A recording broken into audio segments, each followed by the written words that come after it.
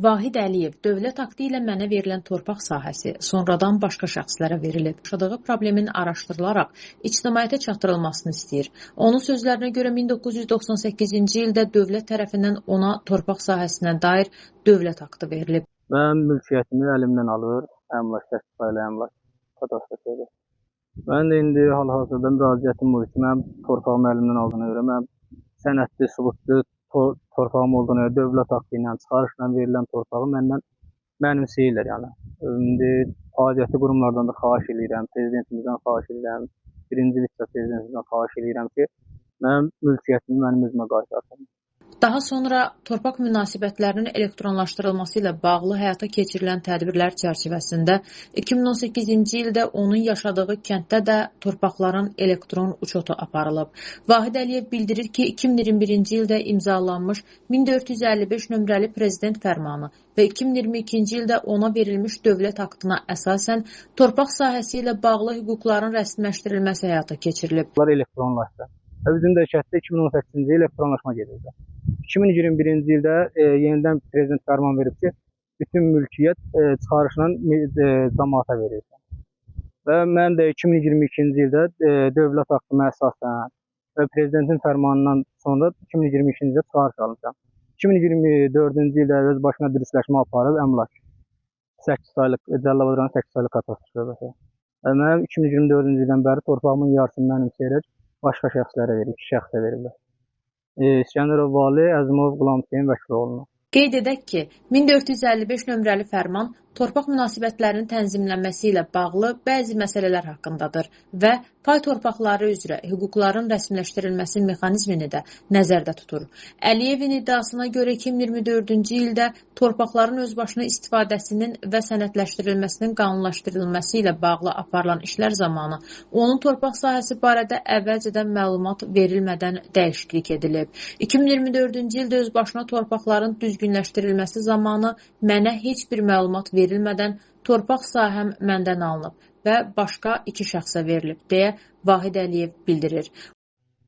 Yəni, faktiki olaraq dövlət aktının çıxarışım ola-ola Anar Vəliyevdən İskəndərov Valiyə imtina məktubu verilib 2024-cü ilin dekabr ayı. Faktiki olaraq onları yəni, heçə sayaraq prezidentin fərmanı olub 2016-cı ildə. 818-ci maddəsi fərmanına əsasən bütün torpaqlar elektronlaşdı. Bizim də şəhətdə 2018-ci il elektronlaşma gedirdi. 2021-ci ildə yenidən prezident fərman verib ki, bütün mülkiyyət çıxarışla cəmaata verilsin. Və mən də 2022-ci ildə dövlət aktına əsasən və prezidentin fərmanından sonra 2022-ci ildə çıxarış almışam. 2024-cü ildə öz başına dürüstləşmə aparıb əmlak 8 saylıq, Cəlilabad 8 saylıq kadastrı şöbəsi.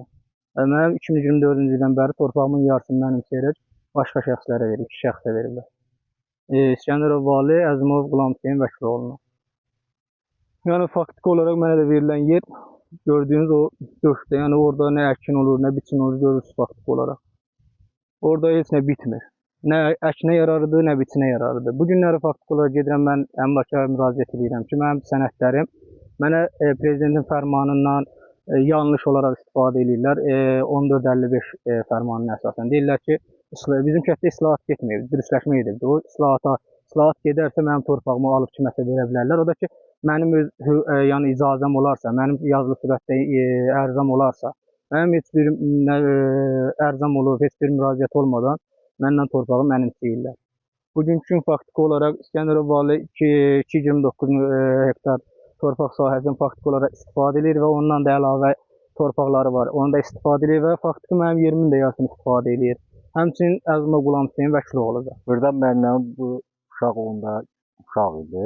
Atası, anası məndən qonşu olub. Burada bunların yaşayış yerləri var idi, düşmə. Bu arada hektar yarım torpaqları vardı. İndi nə cür olub, nə cür olmayıb. Hektar yarım torpaq haradaydı? Elə bu ərazidir. Bu ərazidir. O, məsələnin həlli üçün məhkəməyə müraciət etdiyini və 2025-ci ildə yerli məhkəmənin onun xeyrinə qətnamə çıxardığını qeyd edib. Vahid Əliyev məsələ ilə bağlı aidiyyəti qurumlardan kömək istəyir. Elməddin Bağırov, Şəbnəm Naibli.